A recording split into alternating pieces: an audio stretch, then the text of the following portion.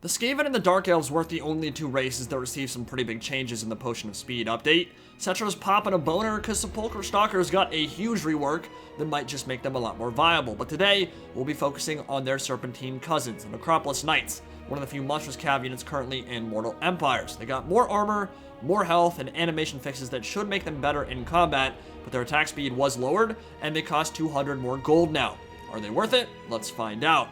Dark Elves have their Beastmaster Lord, specializes in bonus versus large, and Scourge Runner Chariots are looking mighty strong here in these early days before the official release of the Shadow and the Blade.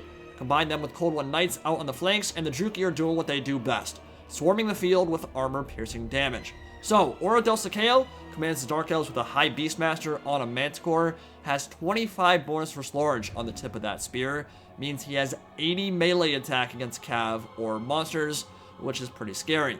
Has the Featherfoe Torque, which will be completely useless here. I think he forgot to read the fine print. No reason to bring that against Tomb Kings because it will only work against flyers. And Beast Slayer for additional strength against big boys. The Tormentor Sword, which has amazing synergy with his toolkit and is pretty thematic for a hunter of beasts known for using nets.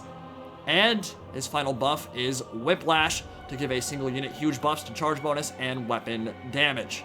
Gonna be great for those Cold One Knights.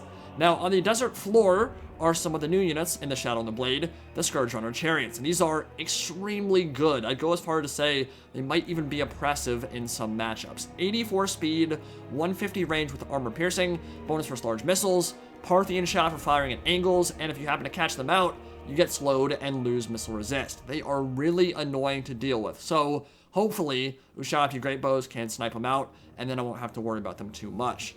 There's a front line of Dread Spears, 2 Witch Elves, 1 on each flank, 2 Cold One Knights, and a Sorceress of Beasts with Flock of Doom and Transformation of Kadan, which is just the premier spell in the lore of Beasts. For the Tomb Kings, Settra the Imperishable is coming out here with the Chariot of the Gods, with that tried and true combo of Cursed Blades and Nero's Protection. Very spammable spells for map-wide healing, and the Blessed Blade of Petra to help him out in the 1v1 duels, which will be pretty important when that Beastmaster decides to land. But the stars of the show today are Necro Knights. We got one for each variant, and they've gotten some big changes. About 250 more HP, they went from 90 to 110 armor, and they attack slower now. And instead of costing 1,300 and 1,400 for the spear and halberd versions respectively, they now cost 1,500 and 1,600, which is really expensive for a unit that already wasn't seeing that much play in competitive. So, I don't know. I think the changes were intended as a net buff, but might have ended up being a net nerf. But important to remember, their poison does translate to roughly a 20% ward save in melee combat, so when you combine that with 20 more armor, their survivability has definitely improved. I will say, I think the regular Necro Knight variant is probably better. You can give them Overcast, Incantation of Cursed Blades to essentially give them a lot of bonus versus large, and they have a much better stat line than the Halberds, who are 32 melee attack and 32 melee defense, which is pretty low for a 1,600 gold unit now. So Settra, he's going to be wanting to do some skirmishing early on. By skirmishing, I mean running over Dark Elf infantry all day. And that Chariot of the Gods, it has well over 100 charge bonus. Doesn't matter if you're spears, doesn't matter if you're halberds. If you aren't braced, you are going to get smashed. And he's going to go right through with those scything blades on the side of his chariot and wreck them at the start. Cold One Knights going to try to catch up, but he's quick, he's nimble, he's agile, and he boned your mummy. He's out of there like a thief in the night, and Cold One Knights will not be able to catch him. Now, on the other side, we've got some more Scourge Runner Chariots doing their skirmishing, and all of those bolts, I mean, they're over 100 missile damage each. They can rack up some serious work against big targets, whether it be skeleton archers on horseback, whether it be the constructs. Their focus fire is nothing to scoff at. Gotta be careful with them. So we're gonna try to screen them, zone them out with the skeleton horse archers, but not really want to trade because they've got 84 armor and kind of a wonky hitbox that isn't very susceptible to being shot down. Witch Elves going into melee, skeleton swordsmen are ready to receive that charge, but they're really just the screen, so the big Necro Knights and Settra the Imperishable can get in there, and a frontal charge should see the rest of those Witch Elves disappear in a torrent of blood. High Beastmaster going to do what he can to keep them in the fight, but the initial engagement will definitely go the Tomb King's way. It's a brutal charge. Witch Elves just melting, but Cold One Knights are nearby, and they're going to get that whiplash contact effect from the Beastmaster. That means their stat line is going to go up into the stratosphere. In the back, you can see a Manticore summoned by the Lore of Beasts has landed on the Ushabti Greatbows, trying to tie them down, but there are skeletons nearby to help support. They can retreat behind. And here we got the High Beastmaster going in with his own bonus for large buffs. And look at the stats on those Cold One Knights when they get Whiplash. Plus 50% armor piercing and weapon damage, more charge bonus. That is no joke. That is terrifying.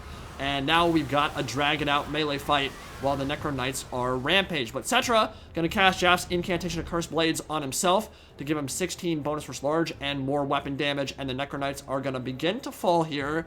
But they've got great stats and a lot of staying power. So these ones, even though they don't have the bonus for large from Settra right now, maybe should have cast it on them instead of Settra himself, but they're still going to trade well, especially when they're supported by one of the single strongest lords in Mortal Empires. And yeah, Chariot of the Gods is best for cycle charging, but it can still savage stuff when it's standing still, dry humping whatever's in front of it.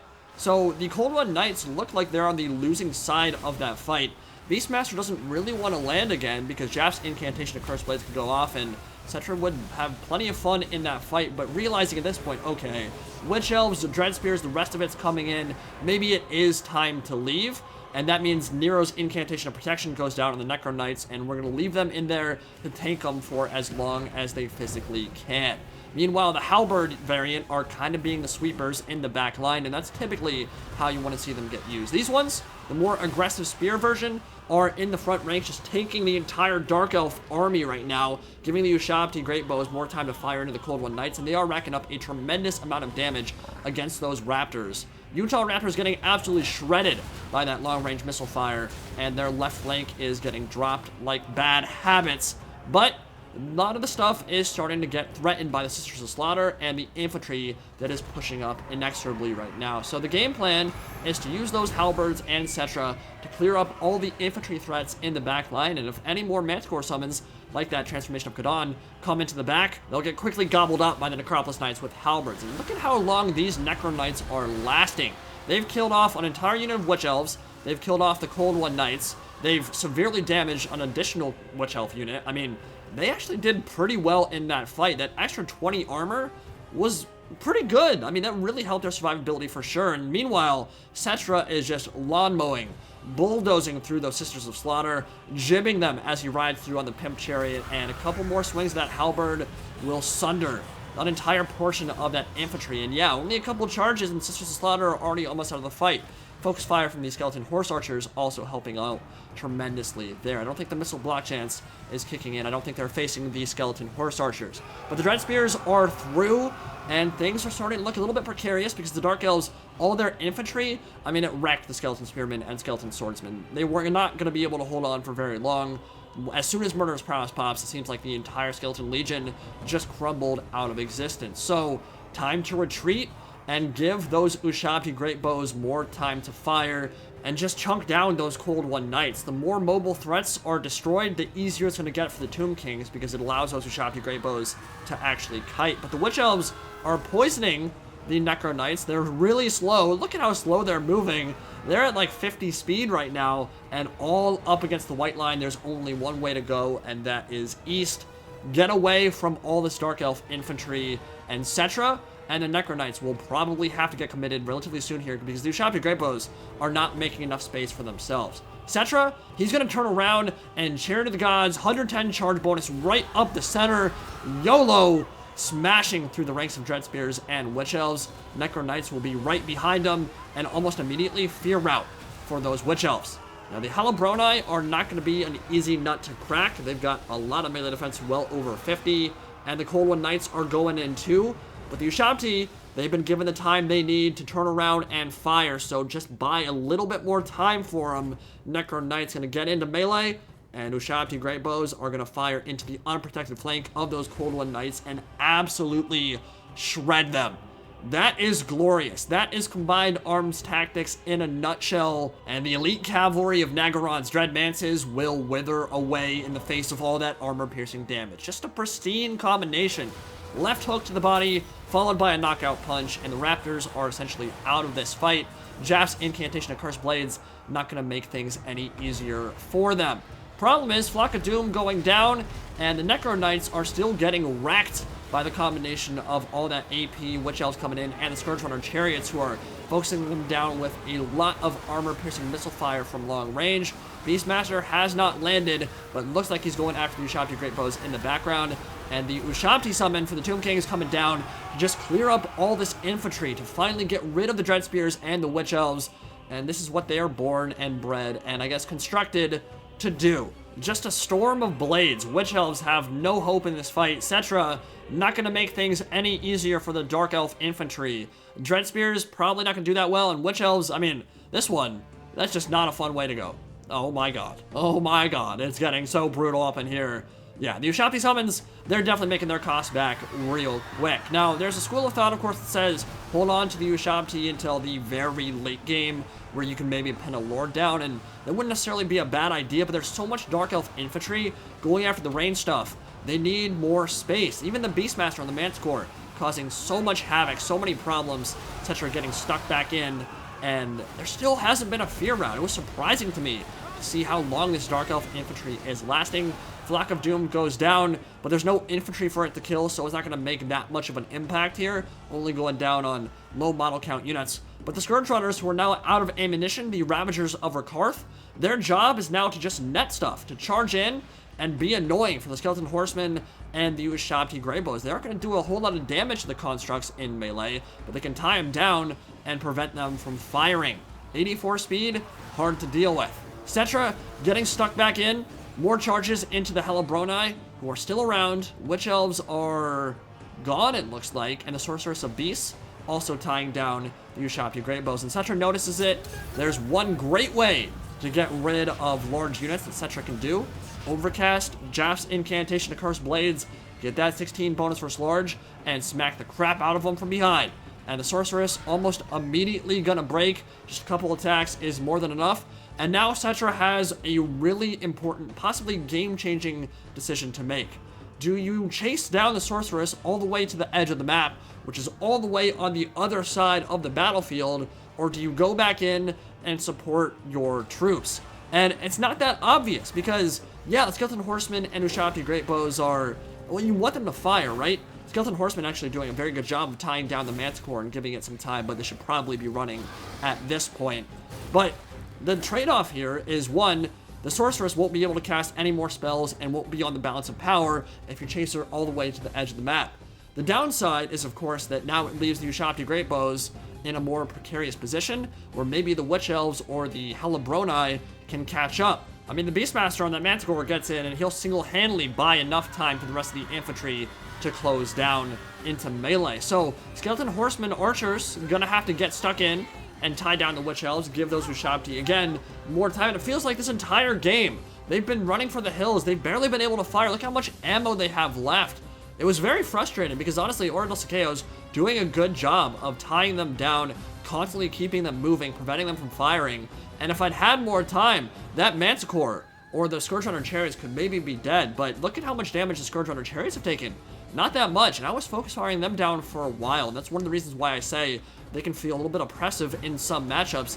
They seem to have a pretty small hitbox. I was shooting at them with two Ushabti Greatbows, and they really didn't take a whole lot of damage. Wasn't able to hit them. Now against regular cannons, yeah, they'll die real quick, but it didn't seem like the Ushabti Greatbows are such a great counter, which kind of surprised me. Settra did decide to go after the Sorceress and chase her all the way, which, well, we'll see how that works out. I don't think it's such a bad idea to get her off the field and away from that balance of power, but it does mean these Ushabti Greatbows no longer have any help. But finally, she is shattered in the background. Manticore gets in, Tormentor Sword, preventing them from closing into melee and just surrounding them, at least getting some armor-piercing damage in, and they're completely spread out. And that Beastmaster attack really spread out the entire unit. There is no cohesive force, and they're getting picked apart one by one. Scourge Runner Chariots in there. This unit is dead. It's going to be all up to Settra the Imperishable. But the balance of power is dead even at this point.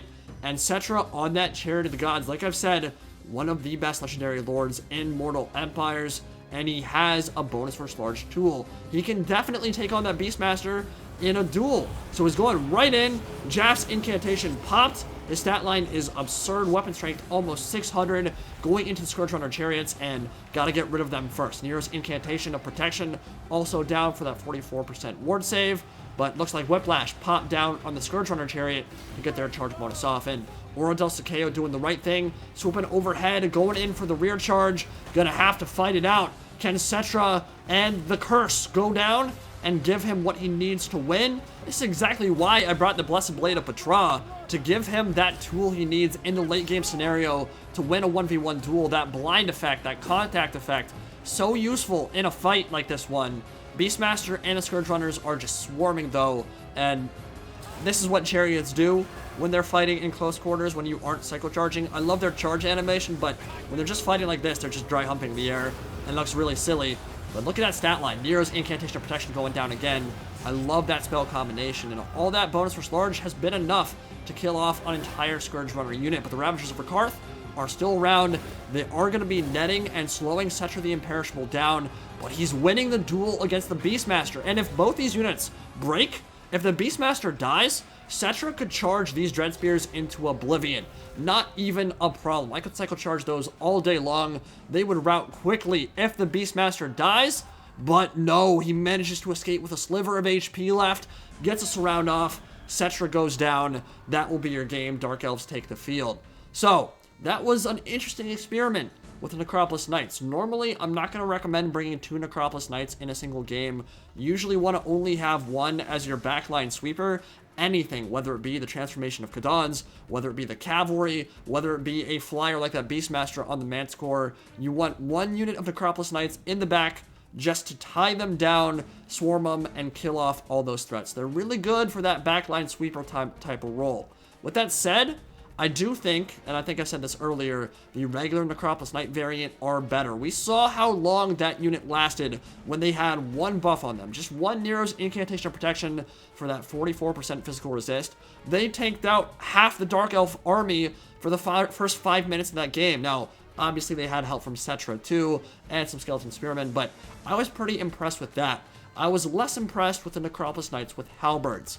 They died really quick. Part of that was due to the fact they're fighting Cold One Knights, who have a lot of AP and bonus for Slarge anyway, but also Scourge Runners were getting some good shots into them, but their stat line of 32-32 is just not very impressive when you're talking about a 1600 gold unit.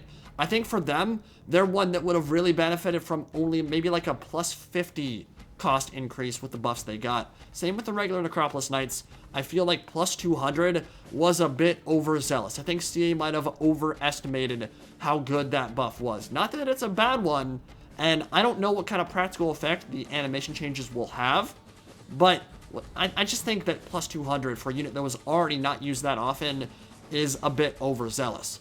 With that said, they weren't terrible that game. The biggest issue was my Ushabti Greatbows just had very little time to fire that game because Oradel Sakeo did a great job of swarming the back line. GG, and I'll see you all in the next video. Indie Pride, signing out for now.